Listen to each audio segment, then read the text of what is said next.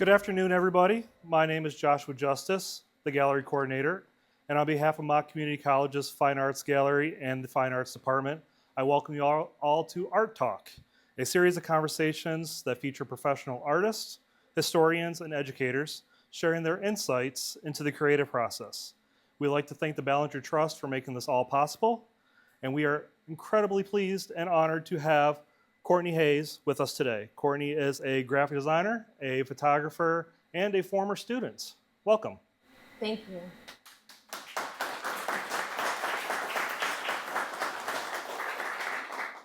So let's just get started. How was your time here? Like, describe your time as a Mott student in the fine arts and the media process. Well, it depends on what year we're talking about. Okay. So 2008, I came here and I enjoyed the general studies and the medical side of things. And then I left and then I made a bunch of really stupid choices from there. And then in 2018, so 10 years later, I was like, you know what? I think I really like art and filming and graphic design and photography. So while I was working at a salon, because I went to hair school, because I thought that would be a really good idea, I found out I don't like doing hair at all. So when you came here the first time, like how long did it take you to realize that maybe medical wasn't your ideal choice, and then maybe hair wasn't your ideal choice? Well, I was actually in school because my dad is a respiratory therapist. So I was like, I'll just do that. That sounds easy enough. He did it, I can do it. And then some medical things happened, which took me out of school for a little while. And I had been out of high school for 4 years, I think. So I hit panic mode when I was like, everybody's supposed to be graduated by now. I'm supposed to be done. So I was like, well, what's something I can do that's like artistic, but I can get done really fast? And I was like, hair. I can do art on people's heads. And in my first semester, I found out it was a really, really bad idea. But I was $11,000 in debt, so I was like, I have to finish. Mm-hmm. So I finished, and I knew when I was done, I was like, this is a bad idea, but I'll try it anyway. So I went in a salon, and while I was just washing people's hairs, I just hated every second of it. So I was just like, I might as well just try this.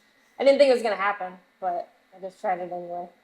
But your cosmetology background and all that kind of led you to the Flint Rats film to be able to do makeup and stuff like that for a budding career as you progressed.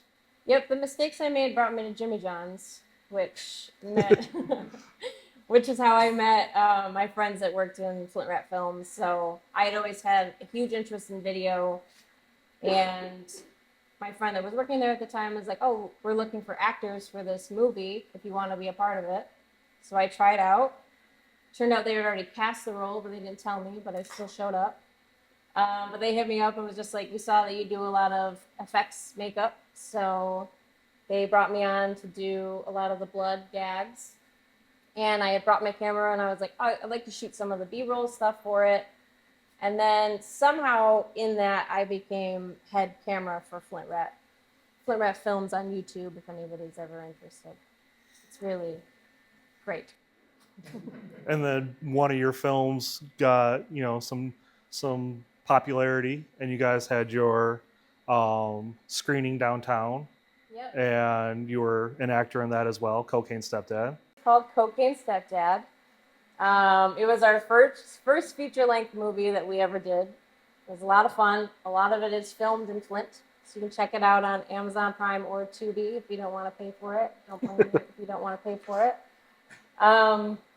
But yeah, the cool thing about Flint Rat for me was I had always had an interest in film, but I had never actually got the opportunity to film with people. Mm-hmm. And so I kind of really did put myself out there, and I was like, I really want to film. These people seem in the spot that I'm at where I can kind of fake it till I make it. So I actually do a lot of filming for my job now, and from where I was in the beginning to where I am now is a huge difference. So it's a good lesson in taking any opportunity that you can get because you never know what it'll get you. Even if you're not good at something, try it. You never know where you'll end up. It's a lot of networking because you've also done stuff for Detroit Grand Prix, Rootless Coffee. It's about those connections that you make to get you to the next step. I got with Rootless Coffee, which kind of actually got to me to where my job is now. So, has anyone heard of Peter McKinnon on YouTube? Anyone watch? Yeah. So from Peter McKinnon, I learned there's this coffee shop in California where he really liked everything they did, so we just started doing free work for him, and then they eventually picked him up and hired him because they liked his photography. I was working for a company out of Flint, and because of all the Flint Ret film stuff I did, I was like, this is a cool coffee company in Flint that I would love to work with. So I told the company I was working with, I was like, we should do a collaboration with them and somehow work with them. And we did, which was just a sneaky way of getting to work with them. So it worked out to my advantage. Nice. And then I ended up getting hired by Rootless Coffee through that. And the connection that I made there brought me to where I am now at Parma Jack in Detroit, or Nice. Ferndale. And one of the things that I'm infinitely jealous of is your collaboration with Danhausen. That I haven't got to work with them directly, but when I got to offer to do the can, other people seemed very excited about it. To me, Yeah. I was like, oh, it's a cool shirtless guy with face paint. But he's very nice, very evil. So yes, that's what I've heard. I've heard he collects teeth too. he does. I have one of his teeth. You have one of his teeth? Yeah. Or his baby teeth? No, it was like he just throws teeth at people, and I caught one. Oh. So look him up on YouTube. He's a weird, incredible, amazing wrestler, but Danhausen. He's that guy in the corner. Yeah, in the back corner. But a lot of your art has more of like a kind of a surreal look to it, and appropriate for the season with all the ghosts and kind of the dark and moody aspect to it. Is that kind of what you gravitate towards? I think so. I like horror movies a lot. The way I kind of work is I find something on Pinterest or anywhere that I want to replicate and try something new. So, like the Joseph Newgarden Penske over there, that was my attempt at doing how the NFL does the character arts for everything. Mm-hmm. So that was an attempt on that. And then most of it's just experimental. Like Dr. Congo is because I just love comic books. So it's always just trying something new and seeing what I can do. But I just really like spooky stuff. So I always kind of gravitate back to this stuff. It looks great. They're trying to break it up. Thank you. So when you're doing something for like a client and it's not your style, like how do you try to like appease the client but also like fit your style into it? Because a lot of people are going to come to you because of your style, but also like they have their own vision. I think sometimes it is kind of hard. Like I actually just went through this with a client basically yesterday where I was kind of gung-ho on this idea that they kind of entertained that they liked it too, but I also felt they were really reserved on it. So I actually came up another option that I felt was more their style that they just weren't saying they actually wanted. Mm-hmm. So it's not what I wanted, but I knew that's kind of what they were leaning towards. And I'm really glad I did it because they're like, oh, that's what we wanted.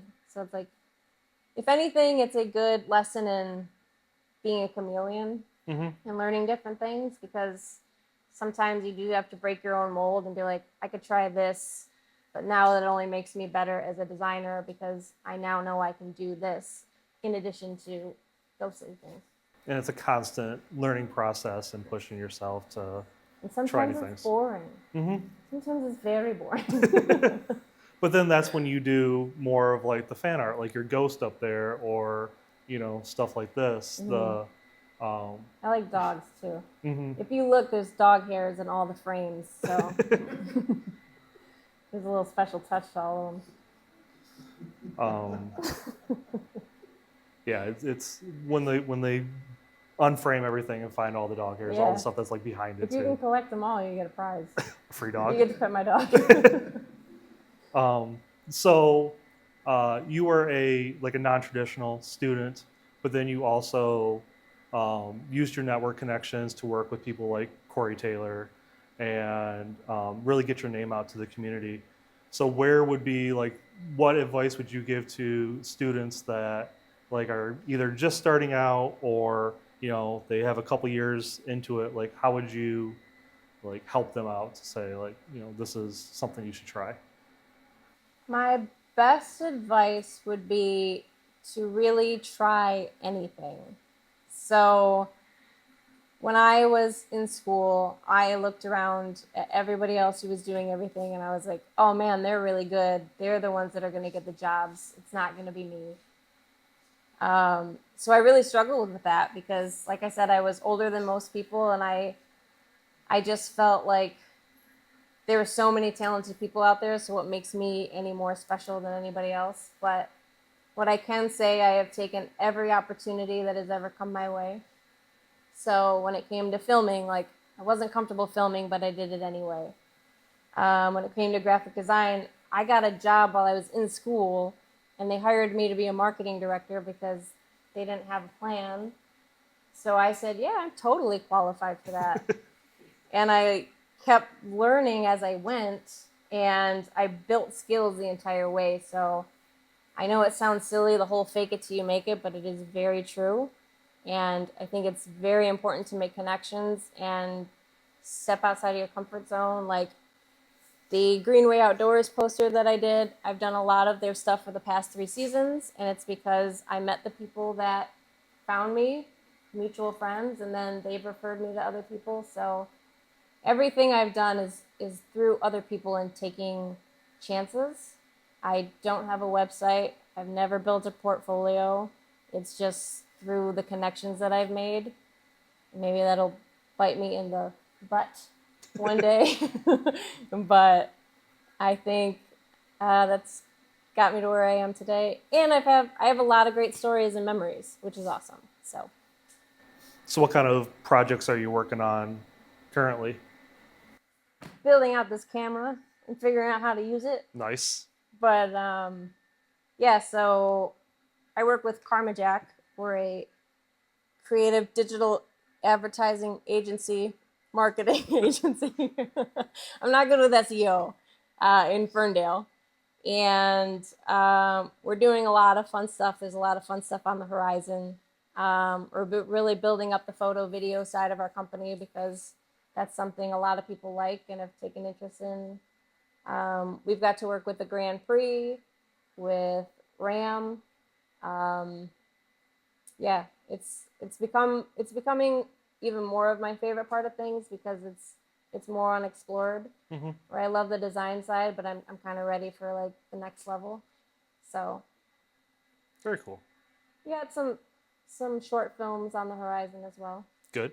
Good. And 2 films are playing at Hell's Half Mile this weekend. If anybody finds themselves in Bay City, some of the people that help with the films are there. Scattered around. Very cool. Well, I think we're going to open up the Q&A section now. So does As long as anybody... no hard questions. Yeah, no hardball questions. No hard questions. Does anybody have any questions? We go around and people have questions. Yeah, over here. What was your favorite class at Mott? My favorite class, graphic design. Yeah, that's a given. What's your second favorite then? Only because some of my teachers are here, drawing and 3-dimensional art. All of them, really. I'll do it. Anybody else?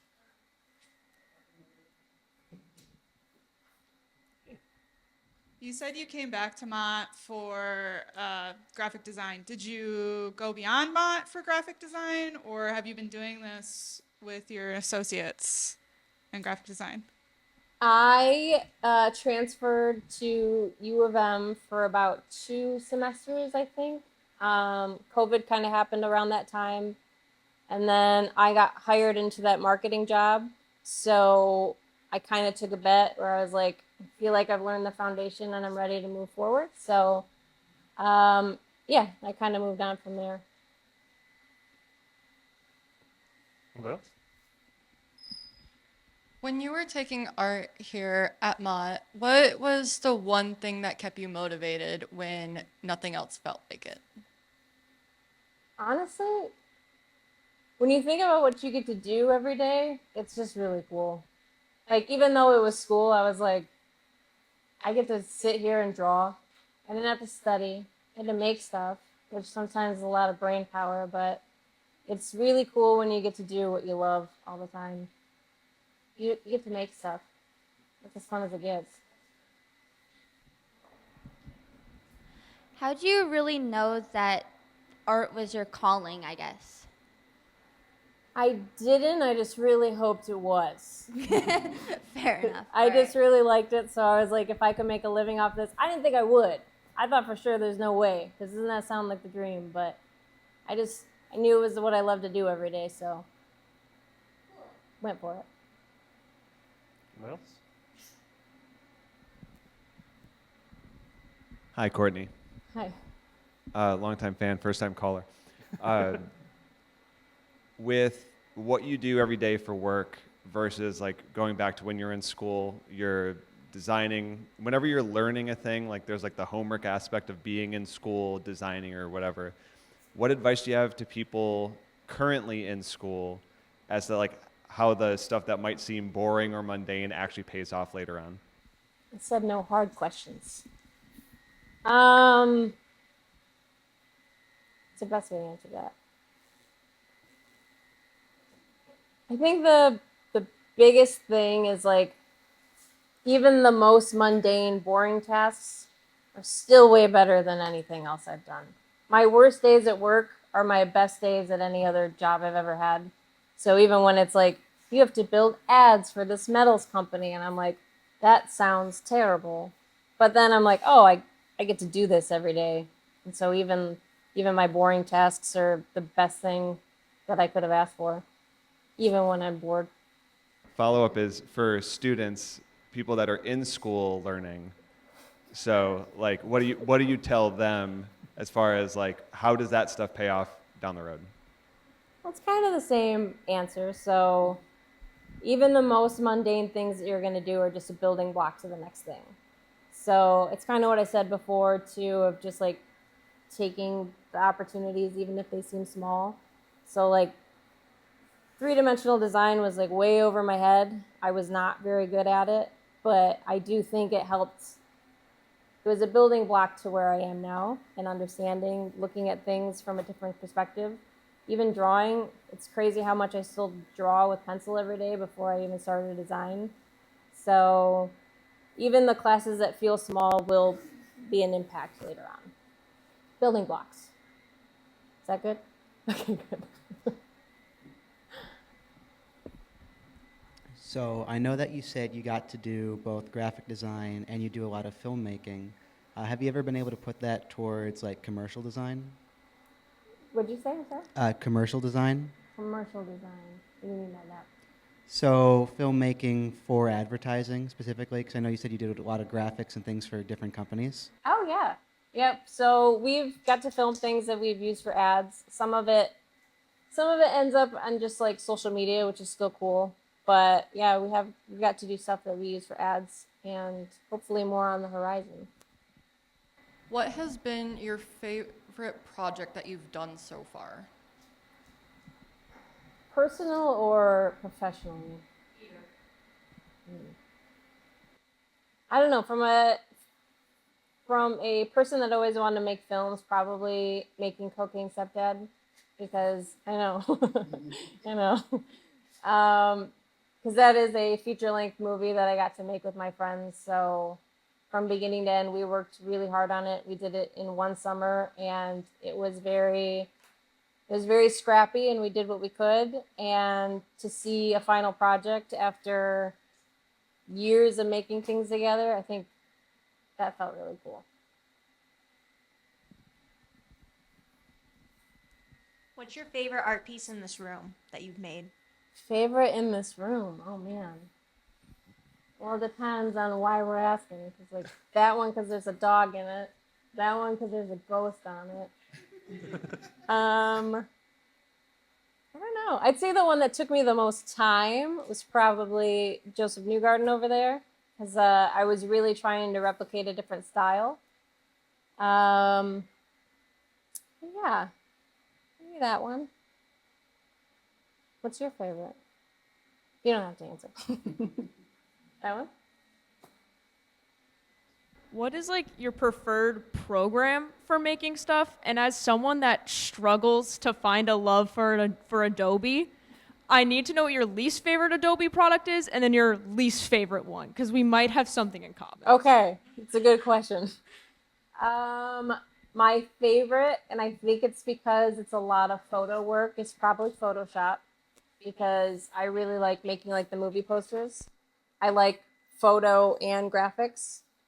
My least favorite is probably the one I'm the least experienced with is After Effects. I love what you can do with it, but it is tough. And sometimes it's Illustrator because there's thousands of ways to do things, and sometimes I pick the longest way, and somebody was like, you just had to do this. I was like, okay, I'm glad it's that easy for you. Okay. Any other parting words you'd like to say to the students? Any advice?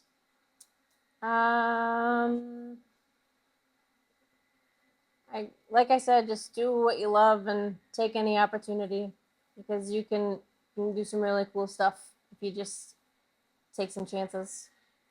And if you're ever in Flint and we're filming, or if you ever need advice or anything, I'm on the social medias. I'm not very good at LinkedIn, so I don't recommend it. But yeah, just enjoy it and keep making stuff and have fun, because it's really cool what you do. And Cocaine Stepdad can be found on Amazon Prime. Prime and Tubi. Perfect. Well, thank you, Courtney, so much for stopping by. I'd like to thank the faculty, Media Services for all your help, and the Ballinger Trust for making this all possible. Thank you, guys.